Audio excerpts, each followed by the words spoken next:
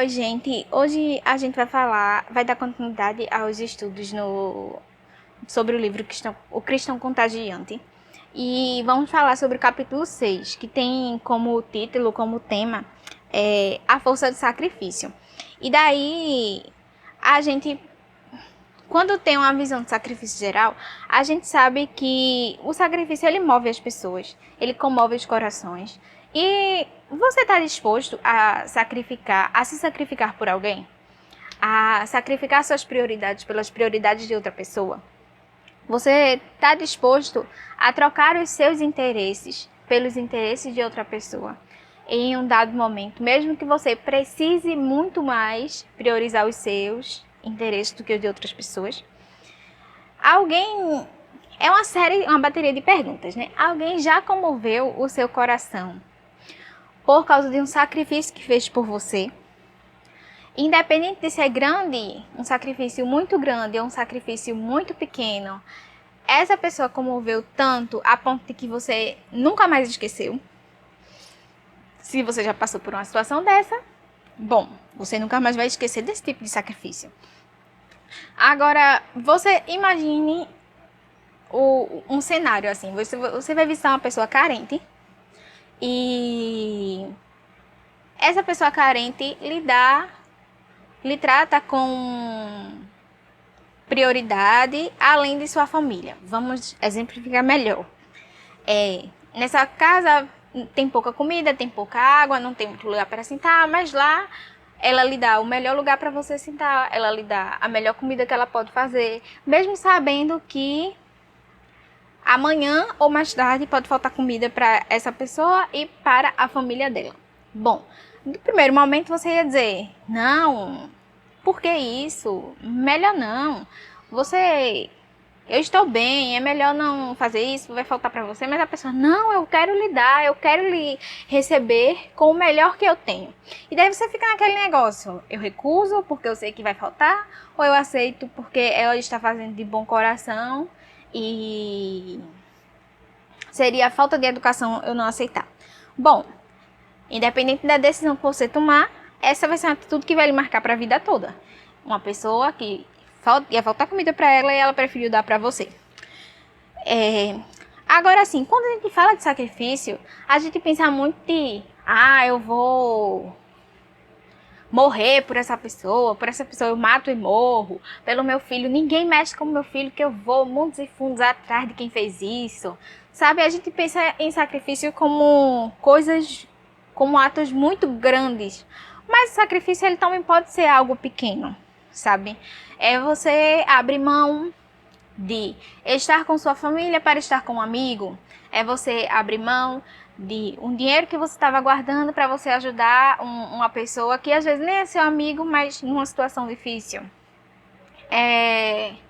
Tem várias formas de você sacrificar, sejam eles grandes ou pequenos, mas é um sacrifício e esse mínimo sacrifício pode sim marcar as pessoas, comover a ponto de elas nunca mais esquecerem, sabe? E se a gente for fazer um link com os outros estudos que a gente já fez, que foi sobre autenticidade e sobre a compaixão, a gente percebe que a autenticidade da pessoa, ela pode marcar as outras pessoas, pode influenciar outras pessoas. A sua compaixão, o seu jeito de sentir compaixão e de demonstrar a sua compaixão para com outras pessoas, também pode marcar essas pessoas e as pessoas que estão ao seu redor. Mas, quando você se sacrifica, esse sacrifício pode marcar muito mais do que a sua autenticidade e do que a sua compaixão. Até porque, para você se sacrificar, você tem que ter tido compaixão daquela pessoa, né? É um ato que você vai demonstrar em ação que você sentiu em seu coração. E aí no livro ele trata de 3 formas que a gente pode se sacrificar em prol de outra pessoa. A primeira dela é maximize seus momentos. Ou seja, ele trata do sacrifício do tempo. A gente vive numa sociedade em que o tempo que a gente tem para se dedicar a outras pessoas ou até a nós mesmos tá curto, porque a gente passa mais tempo trabalhando, mais tempo estudando, mais tempo no trânsito, do que mais tempo se relacionando com outras pessoas. Mas quando você começa a organizar o seu tempo de maneira que ele seja, de maneira que dentro dele caiba um espaço, um pequeno tempo para você se dedicar a outra pessoa, você vai ver que essa forma de você maximizar o seu tempo com outros é uma forma de sacrifício, porque hoje em dia tempo é dinheiro e até tempo para descansar tá complicado, mas é uma forma de que você se sacrificar por outra pessoa. E daí você pode gastar o seu tempo. Eu botei aqui vários exemplos, assim, você pode gastar o seu tempo falando da palavra de Deus, você pode gastar o seu tempo ouvindo um desabafo de um amigo, você pode gastar o seu tempo ajudando na reforma de alguém. Ou seja, é um tempo que você vai gastar, que não era seu, que não estava nos seus planos e que pode custar para você alguma coisa depois, mas você está gastando com outras pessoas. Mas que sempre o gasto desse tempo, independente do meio que você encontrar, o fim seja falar de Jesus. E Jesus, ele foi um grande exemplo disso. A gente vai ler o texto de Lucas 19, de 1 a 10. Vou abrir aqui que não estava marcado. Lucas. Ele fala sobre Zaqueu, né? O publicano. Aí aqui o texto diz o seguinte: Jesus entrou em Jericó e atravessa a cidade. Havia ali um homem rico, chamado Zaqueu, chefe dos cobradores de impostos. Tentava ver Jesus, mas era baixo demais. Olha aí, Zaqueu. Como é que me identifico bastante? Cadê? Baixo demais e não conseguia olhar por cima da multidão. Por isso, correu adiante e subiu numa figueira brava, no caminho por onde Jesus passaria. Quando Jesus chegou ali, olhou para cima e disse: Zaqueu, desça depressa, hoje devo me hospedar em sua casa. Sem demora, Zaqueu desceu e com alegria recebeu Jesus em sua casa. Ao ver isso, o povo começou a se queixar. Ele foi se hospedar na casa de um pecador? Enquanto isso, Zaqueu se levantou e disse: Senhor, darei metade de minhas riquezas aos pobres. E se explorei alguém na cobrança de impostos, devolverei 4 vezes mais. Jesus respondeu: Hoje chegou a salvação a esta casa, pois este homem também é filho de Abraão. Porque o Filho do Homem veio buscar e salvar os perdidos. Então, nesse exemplo, a gente vê Jesus gastando o tempo dele com uma pessoa que as outras não davam nada, sabe? Jesus, ele era, assim, muito procurado. Todo mundo queria falar com ele porque ele era o mestre, porque ele fazia milagres, porque ele operava maravilhas, porque ele dava sábios conselhos. Mas ele não gastou tempo com essas pessoas que o admiravam. Não é com essas pessoas que o admiravam, mas com essas pessoas que, de certa forma, valiam a pena gastar tempo. Ele gastou tempo com uma pessoa que ninguém daria o valor. Então, assim, Zaqueu, ele era cobrador de impostos, ninguém via ele como uma boa pessoa. E, realmente, cobradores de impostos nem sempre são legais assim. Mas Jesus gastou tempo. E pelo fato de Jesus ter usado o tempo dele com Zaqueu teve uma mudança, sabe? E houve salvação verdadeira na vida dele. Então, a gente, enquanto cristão, a gente tem que gastar o nosso tempo com outras pessoas, mesmo quando elas não são ditas como pessoas que não valem a pena, para falar de Cristo. E sabendo que você é o instrumento que faz as coisas é Jesus. Então, se mostre disposto a gastar o seu tempo em prol do reino para falar de Deus para outras pessoas. O outro ponto é reinvestir os seus recursos. Sim, a gente está falando de dinheiro. Mas não é de dinheiro muito, não. Pode ser dinheiro muito se você tiver para gastar. Mas a gente está falando de você ajudar uma pessoa a comprar uma cesta básica, você gastar a sua passagem, que pode estar contadinha, para ir na casa de algum amigo, lhe dar conforto, lhe dar um tempo para falar de Deus, você pode ajudar a pagar um aluguel, você pode ajudar independente da situação, você pode ajudar a outra pessoa gastando o seu dinheiro. E por que isso é importante? Porque hoje em dia, para você gastar dinheiro com outra pessoa, é muito complicado. E porque tudo hoje é mais caro. Comida é mais caro, para você pagar passagem é mais caro, para você se divertir é mais caro. Mas assim, o quanto custa a sua diversão? O quanto custa você ajudar outra pessoa? Sabe? É nisso que ele está falando. Você investir seus recursos mesmo para falar do Senhor para outras pessoas. E às vezes nem no intuito de falar do Senhor, mas porque você tem compaixão, você ajudar com seus recursos. E um exemplo que ele dá muito assim, tocante no livro, é sobre uma mulher que ela sempre passava na porta da igreja, que ela sempre falou mal da igreja, ficava zombando e tal, e de repente ela se viu numa situação que precisaria de ajuda, e as pessoas que deram ajuda foram as pessoas daquela igreja. Foram as pessoas que lhe deram ajuda com a casa, ajuda com a mudança, ajuda em investimento financeiro, ajuda em aprender a lidar com o pouco de dinheiro que tinha. No livro, se você leu, você vai ver todo o depoimento, e se você não leu, leia. É bem legal. É uma visão, é uma estrutura de igreja totalmente diferente da que a gente costuma ver por aqui, mas você vê que investiu tempo, investiu dinheiro, investiu muitas coisas nessa pessoa, e essa pessoa encontrou a Cristo, teve sua vida transformada pela ação de outras pessoas, sabe? E isso foi uma coisa muito legal. O terceiro ponto é: seja um exemplo a longo prazo. Como assim? Esse é um tipo de sacrifício que exige um esforço constante e de longo prazo, que fará diferença na vida das pessoas que vivem em você, que vivem com você. Exemplo, sua família. Sua família, ela já lhe viu passar por várias fases. Eu coloquei aqui várias fases, como você já foi emo, você já foi gótico, você já foi colorido. Quem foi da época de Restart lembra dessa fase? Calça colorida, óculos quadrado, quer dizer, óculos de armação bem grotesca, assim, mais chamativa, tipo o meu. Esse agora até que tá de boa, né?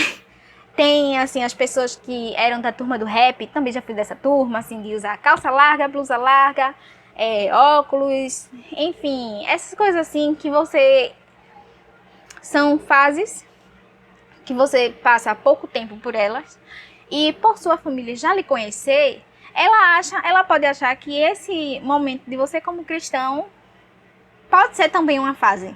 Então eles vão ser os primeiros a lhe acusar: isso aconteceu comigo, isso aconteceu com outras pessoas, a dizer assim: essa é uma fase, vai passar, eu quero ver se tu dura um ano com esse negócio de ser crente.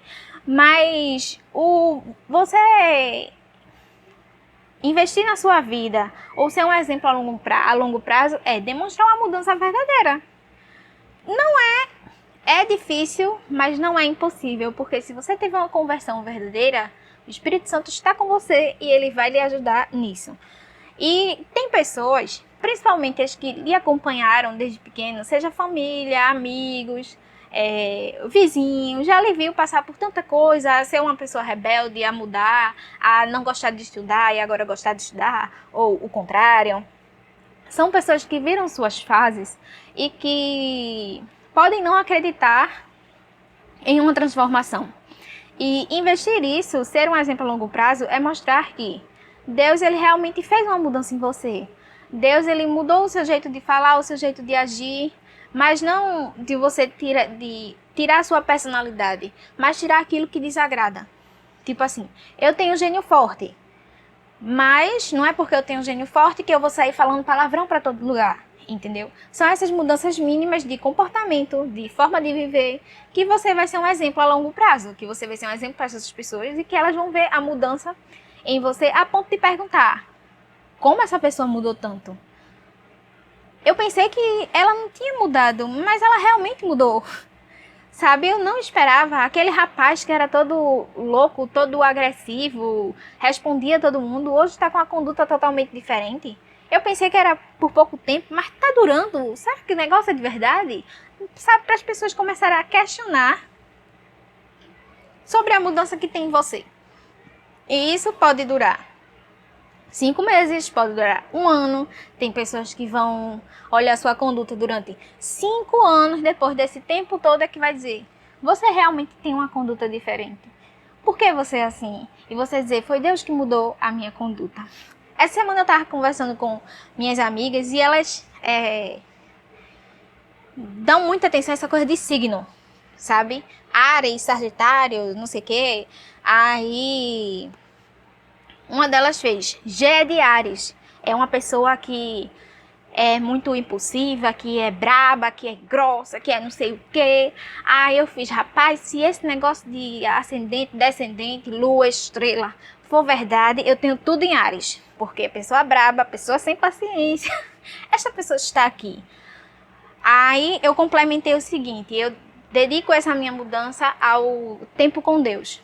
Porque ele é a única pessoa que podia mudar o meu gênio. E eu sei que ele era a única pessoa que podia mudar o meu gênio, que pode ainda, porque não mudou completamente. Porque não é fácil você começar a renegar o seu jeito de falar, o seu jeito de agir, uma resposta que você queria dar, mas não pode porque você não vai dar um bom testemunho com aquilo. Isso é difícil e aos poucos as pessoas vão ver esse tipo de mudança em você. É aí que a gente coloca essa parte do seja um exemplo a longo prazo. E a conclusão é o seguinte: de que independente do tamanho do sacrifício, se é muito, se é grande, se é pequeno, se foi com pessoas que são suas amigas, se foi com pessoas que são estranhas ao seu convívio, mas foi algo que as pessoas perceberam que você negou o que você queria fazer para dar chance, lugar, oportunidade para outra pessoa, sabe? Então, que aquelas perguntas do início sobre você gastaria tempo com outra pessoa no lugar de gastar tempo com você? Você daria prioridade a outra pessoa e não a você? Você daria mais visibilidade ao interesse de outra pessoa e não os seus? Você se pergunte, se questione e pense assim: Senhor, eu realmente seria capaz? Eu sei que eu, Gerlaine, talvez não fosse capaz pela forma que eu fui criada de dar prioridade apenas aos meus, sabe? Aos meus da minha família. Meu pai, ele foi uma pessoa que cresceu sem família. Então a família dele sou eu, minha mãe e meu irmão. E por causa disso, ele diz que a gente tem que cuidar da gente para que a gente continue uma família unida, que não é pra gente abrir mão. Tipo, eu abri mão de ficar com o Guilherme para ficar com outra pessoa, sabe? É um exemplo. E pra mim, por eu ter crescido dessa forma, pra mim é difícil dar prioridade a outra pessoa. Mesmo que seja essa pessoa seja um parente meu, porque a família é só quem tá em casa. Os outros, vó, tia, primo, é tudo parente. Então, pra mim, ainda é difícil dar prioridade a essas pessoas. Então, é um processo que a gente vai trabalhar aos poucos. Mas o simples fato de você se questionar e começar a refletir sobre isso é uma forma de dizer: não, tem coisas que eu posso fazer, tem sacrifícios, por mais que pequenos, que eu posso fazer que vai ajudar outra pessoa a melhorar na sua vida, a melhorar enquanto cristão, para você falar de Deus para outras pessoas. Então, que isso seja um momento para a gente refletir. E para concluir, no final do livro, ele diz o seguinte: tenho certeza que você percebeu a lógica que o autor seguiu nesta parte. A autenticidade, a compaixão e o sacrifício trabalham juntos para ajudar quem está longe da fé a chegar a ponto de dizer: a prova está no viver e a evidência parece irrefutável. Quem mais, a não ser Deus, poderia tornar alguém tão verdadeiro, bondoso e coerente como estas pessoas? O que preciso fazer para ter o que elas têm? A autenticidade, a compaixão e o sacrifício são os 3 capítulos do livro, os 3 últimos capítulos do livro que a gente estudou. E ele faz um link, assim, para você fazer sacrifício, para você ter compaixão, você precisa analisar se você está sendo autêntico ou não. E a sua autenticidade, será que você tem que abrir mão dela para seguir a Cristo? Ou se foi Deus que te deu, por que você não pode ser autêntico? E se a sua autenticidade lhe impede de ter compaixão, que tal trabalhar mais nessa parte de compaixão, no lugar de mudar a sua autenticidade para que as pessoas vejam coisas em você que você não é? E uma vez trabalhada a compaixão, por que não demonstrar isso em ação? Que no caso seria o sacrifício. Sabe? Tudo tem um link. Então que a gente possa ligar esses 3 pontos de autenticidade, compaixão, sacrifício, para que tudo que a gente venha fazer seja para o melhor do reino, seja para o melhor do crescimento, da propagação do evangelho.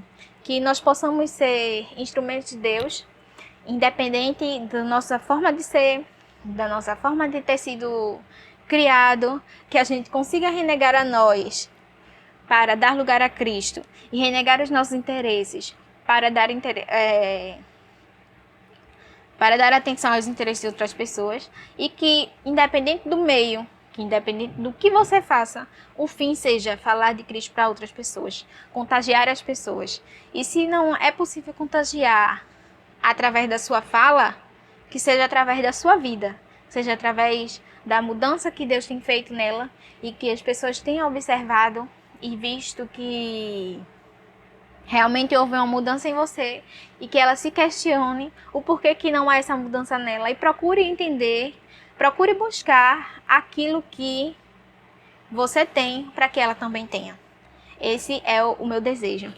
E assim, vamos orar para que a gente termine.